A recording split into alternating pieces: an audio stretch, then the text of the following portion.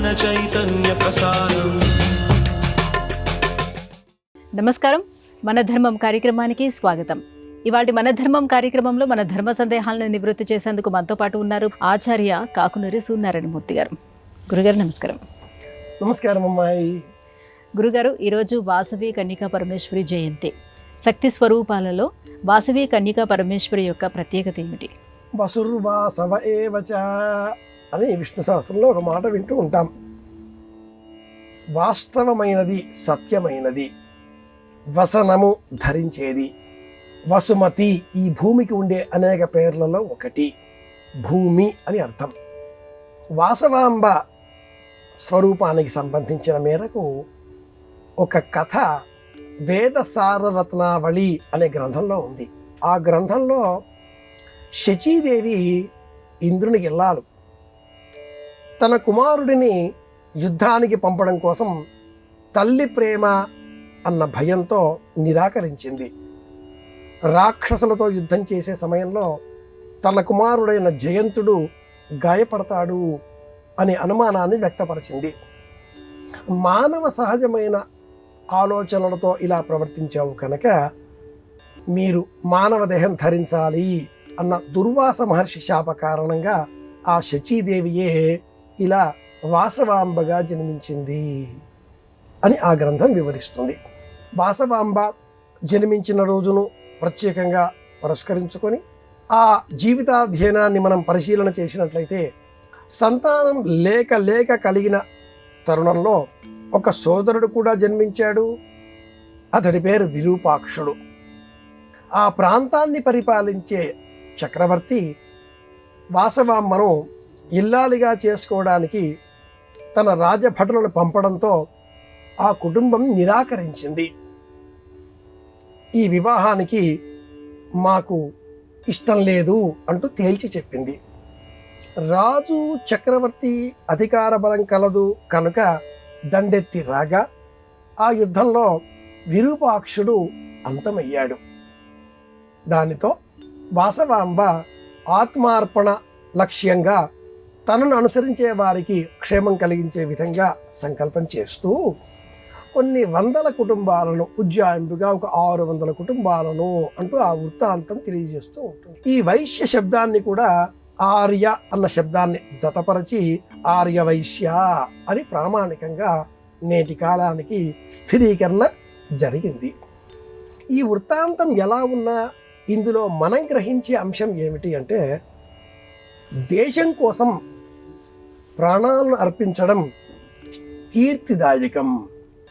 ప్రతి వ్యక్తికి తన జీవితం వల్ల వచ్చే ప్రయోజనం ఏమిటి అనేది తెలుసుకోవాలి అనే సందేశం ఈ వృత్తాంతంలో ఉంది. ఎవరికి ఏ విద్య వచ్చో, ఎవరు ఏ కళలో నిష్ణాతులో, ఎవరిలో ఏ నైపుణ్యం ఉంటుందో ఆ కళ, ఆ విద్య, ఆ నైపుణ్యం వాటిని వినియోగించి దేశోపకారకమైనటువంటి పనులు చెయ్యాలి. సమాజానికి మేలు కలిగించే పనులు చెయ్యాలి. నేను చెయ్యను అని జయంతుడు అనకూడదు. నా కుమారుడిని నేను పంపను అనే తల్లి ప్రేమను ఆ తల్లి కూడా చూపకూడదు. ఈ దేశం మనది, మనందరిది. ఈ ప్రపంచం మనది. ఈ భూగోళం మానవులమైన మనందరిది. ఈ భూగోళానికి సంబంధించిన హానికారకమైన పర్యావరణ సంబంధితమైన దుర్మార్గపు పనులను మనం చేపట్టకూడదు. ఇది మనది. ఇలాంటి భావజాలాన్ని ఈ వృత్తాంతం ద్వారా మనం తెలుసుకొని పెంచుకోవాలి అనే సందేశం ఈ కథలో ఉంది. ఇది విషయం. గురుగారు, దైవాన్ని నమ్మేవారు ఉన్నారు, నమ్మని వారు ఉన్నారు. దైవం యొక్క ఉనికిని గుర్తించడం ఎలా? ప్రాచీనులు ప్రతి చోట ఒక శ్లోకాన్ని ఉదాహరణగా చెబుతూ ఉంటారు. శ్లోకాన్ని గుర్తుపెట్టుకోవడం సులభం అని ఒకటి. 2, శ్లోకంలో సంస్కృత పదభూయిష్టమైన సమాసాలు ఉంటాయి. సంస్కృత భాష కాబట్టి, దైవ భాష కాబట్టి విశ్వాసం మనలో సులభంగా కలిగిస్తుంది కనుక. 3, అనంతమైన వృత్తాంతాన్ని ఒక్క శ్లోకపాదంలో లేక శ్లోకార్థేశం ప్రవక్ష్యామి అర్ధ శ్లోకంలో కానీ సూత్రంలో కానీ చెబితే సులభంగా గుర్తుపెట్టుకోగలుగుతాం. దైవం ఉనికి ఎలా? నమ్మని వారు ఉన్నారు, నమ్మేవారు ఉన్నారు. నాస్తి చేత్ నాస్తికులు దేవుణ్ణి నమ్మని వారు. రామాయణ కాలంలోనే ఉన్నారు జాబాలి మహర్షి, వేదంలోనే ఉన్నారు కుత ఆజాత కుత ఏం విసృష్టి నాస్తికవాదులు. అలాంటప్పుడు ఆధునికంలో ఉండరా? ఆ భగవంతుడు లేడు అనుకుందాం కాసేపు. అస్తికోహాని ఉన్నాడు అని వాదించే వారికి ఏ నష్టమూ లేదు. లేడు కాబట్టి ఉన్నాడు అని వాదించినందువల్ల వారికి పోయేదేమీ లేదు, నమ్మి హాయిగా బతికేస్తారు. నాస్తి చేద్ అస్తికోహాని, ఒకటి. రెండు, అస్తి చేత్, ఒకవేళ ఉన్నాడు అనుకుంటే లేడు అని వాదించే వారికి నష్టం. అస్తి చేత్ నాస్తికోహత. ఒక పాత సినిమా వృత్తాంతం భక్త తుకారాం జ్ఞాపకం తెచ్చుకుంటే అందులో ఒక పాట ఉంది ప్రారంభంలోనే. లేడు లేడు అనేవారు ఒకవైపు, ఉన్నాడు ఉన్నాడు అని నమ్మేవారి మరొక వైపు. ఈ పాండురంగడు ఉన్నాడు అని నిరూపించడం కోసం ఏం చెయ్యాలి? ఒక్క విత్తనం అలా భూమిలో వేస్తే మొక్కగా మొలుస్తుంది. మనం చేసే పని కాదు, పరమాత్ముడు ఉన్నాడు అని చెప్పడానికి ఇది ఉదాహరణ, దృష్టాంతం, ఉనికి. గాలి అలా వీస్తూ ఉండాలి, స్థిరంగా ఉంటే మనం లేకుండా పోతాం. భగవంతుడు ఉన్నాడు అనడానికి దృష్టాంతం. మన నియంత్రణలో లేని వ్యవహారాలు ఇవి. సూర్యోదయం సూర్యాస్తమయం, ఎల్లప్పుడూ సూర్యకాంతి ఉంటే మన ఉనికి లేదు. అసలు సూర్యకాంతి లేకపోతే మనమే లేము. కాబట్టి దేవుడు ఉన్నాడు, దైవం ఉన్నది అని చెప్పడానికి పర్యావరణమే పెద్ద ప్రమాణం. మనమందరం దైవం ఉన్నాడు అని నమ్మే పక్షంలో దైవము ఉనికిని సూచించేటటువంటి పర్యావరణాన్ని కాపాడుకోవాలి. పర్యావరణ పరిరక్షణ ద్వారా దైవం ఉనికిని మనం గుర్తించగలుగుతాం.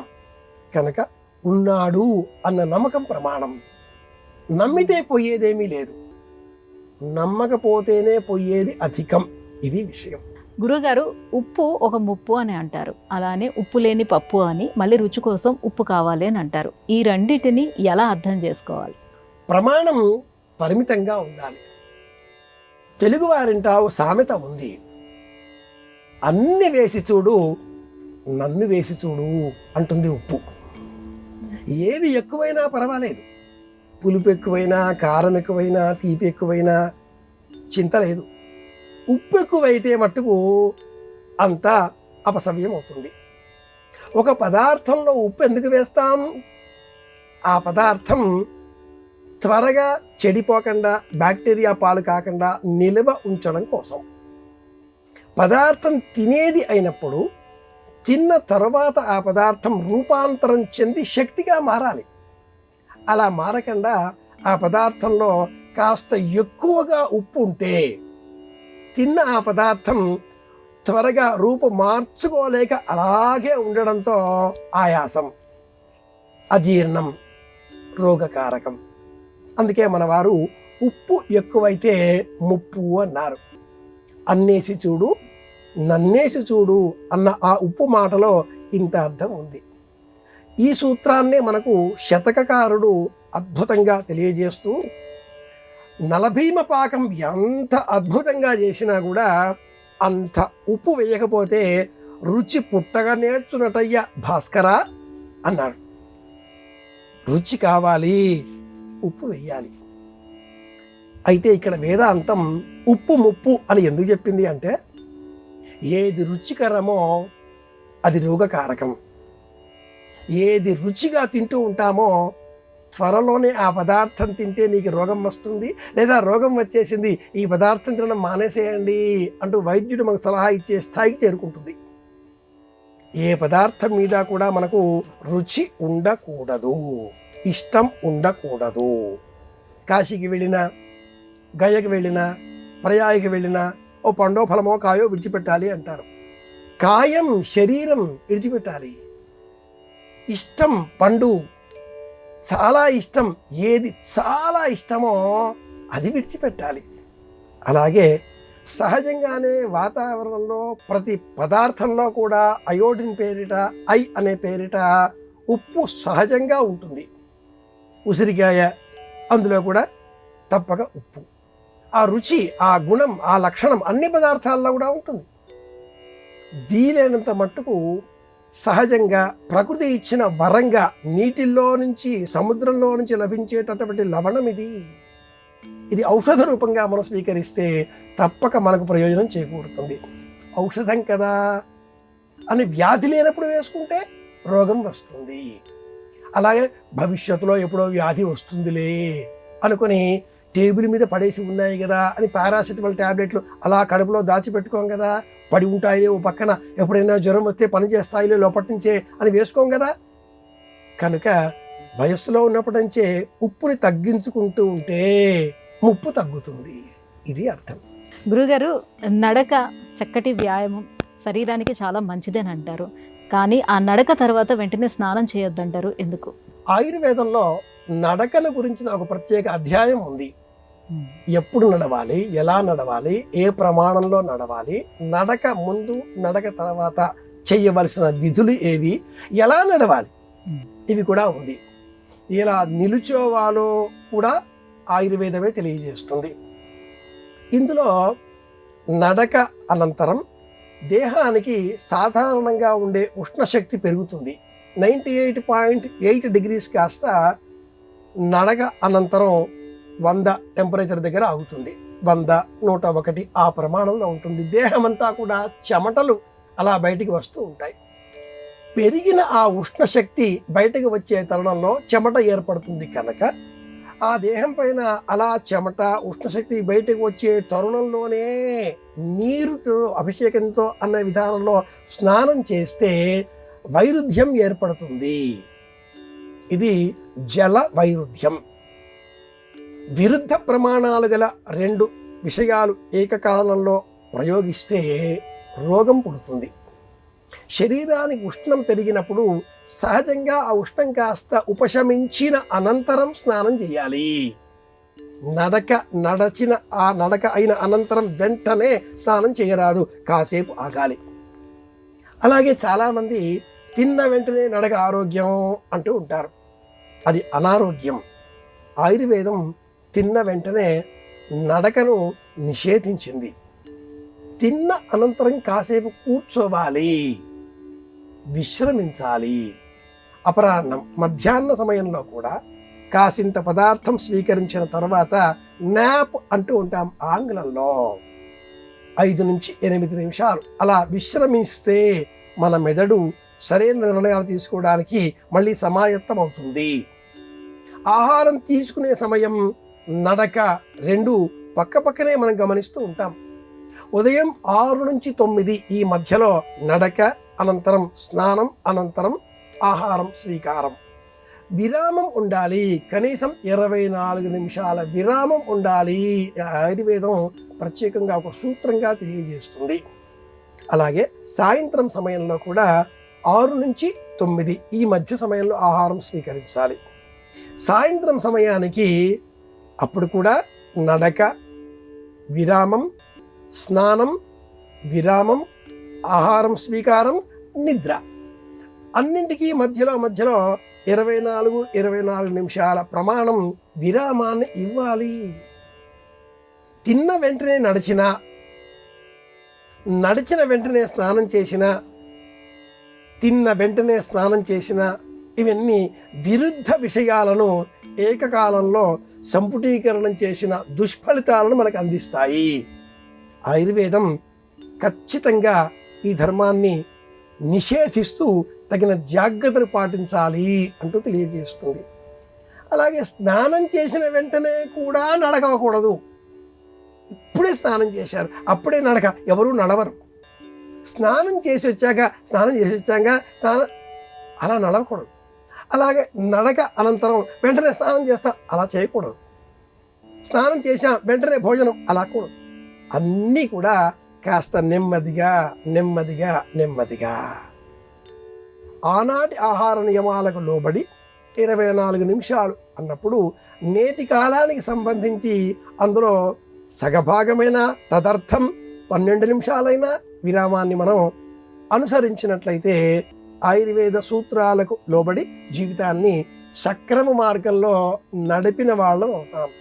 ఈ నడక నిజంగా సకల ఆసనాలు, సకల ఎక్సర్సైజులు, సకల విధాలుగా ఉండే సమస్తములైనటువంటి వ్యాయామాలకు దీటైనది ఒక్క నడక. అద్భుతమైన వ్యాయామం.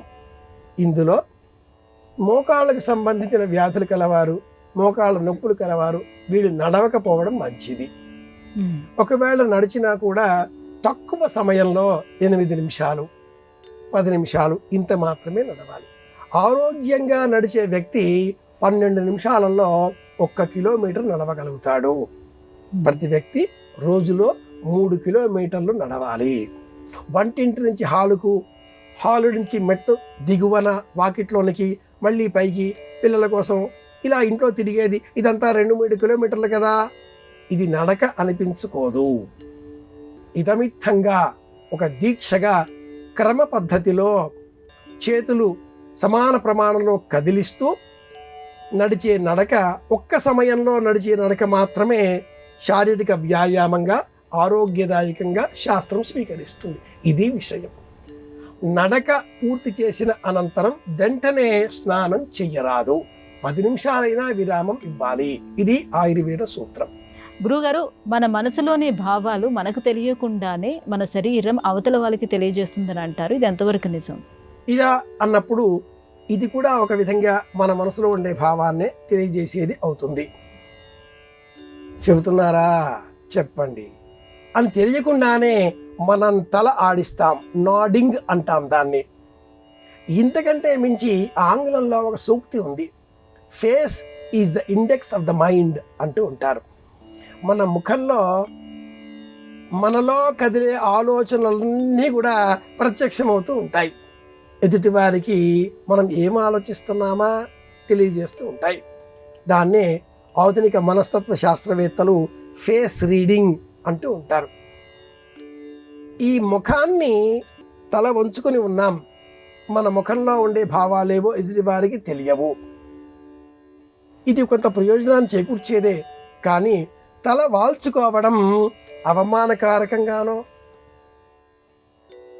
మనసులో ఉండే భయం కారణంగానో, ఉత్సాహం లేకపోవడం కారణంగానో, ఆత్మ న్యూనతాభావం కారణంగానో తల వంచుకోవడం కనిపిస్తూ ఉంటుంది. ఇది కూడా ప్రమాద హేతువు. మన శరీరం, కన్నులు, దేహంలో ఉండే సమస్త అవయవాలు మన మనసులో ఉండే ఆలోచనలను ఎదుటివారికి తెలియజేస్తూ ఉంటాయి. మాట్లాడే సమయంలో కానీ, ఆలోచనలు చేసే సమయంలో కానీ కన్నురెప్పలు కదల్చకుండా, చేతులు కదల్చకుండా, కనీసం భుజాలు కూడా కదల్చకుండా ఏదైనా ఒక్క మాట మాట్లాడి చూడండి. అమ్మ ఆకలి వేస్తుంది, అన్నం పెట్టు. ఈ మాట అనే సమయంలో కన్నురెప్పలు కదల్చకుండా, భుజాలు కదల్చకుండా, చేతులు కదల్చకుండా ఇలా ఊరికే కూర్చొని లేదా నిలుచొని ఆ పదాలు మనం అంటే వినేవారిలో భయం కలుగుతుంది. ఏమైంది నీకు అంటారా లేదా? అంటే మన మనసులో మెదిలే ఆలోచనలను ఎదుటివారికి చెప్పడం కోసం అంగ విన్యాసం, శారీరక కదలికలు తప్పనిసరి. Verbal and non verbal communications అంటూ 2 విధాలుగా మనం మనలో ఉండే భావాలను ఎదుటివారికి చెప్పే ప్రయత్నం చేస్తూ ఉంటాం. ఇది నాన్ వర్బల్ కమ్యూనికేషన్స్ కింద వస్తుంది. ఈ విభజనలో మన కనురెప్పల కదలిక, తలని కదిలించడం, చేతివేళ్ళు, చేతులు, భుజాలు, శారీరకంగా చేసేటటువంటి అంగచలన విన్యాసాలు ఇవన్నీ కూడా అర్థాన్ని ఎదుటివారికి వ్యక్తపరుస్తాయి. ఇది విషయం. గురుగారు, ఎవరైనా ఏదైనా పని చెప్పేటప్పుడు అది చేయకపోతే చుక్కలు చూపిస్తున్నారు అని అంటూ ఉంటాం. అలాగే పెళ్లి వేడుక తర్వాత కూడా వధూవరులకి అరుంధతి నక్షత్రం అంటే ఆ చుక్కను చూపిస్తారు. ఈ రెండింటిని ఎలా సమన్వయం చేసుకోవాలి? వియన్ మండలంలో ఉండే నక్షత్రాలలో సప్తర్షి మండలం ఒకటి. సుదీర్ఘమైన కాలాన్ని లెక్క చేసే సమయంలో మనకు సప్తర్షి మండలమే ఆధారం.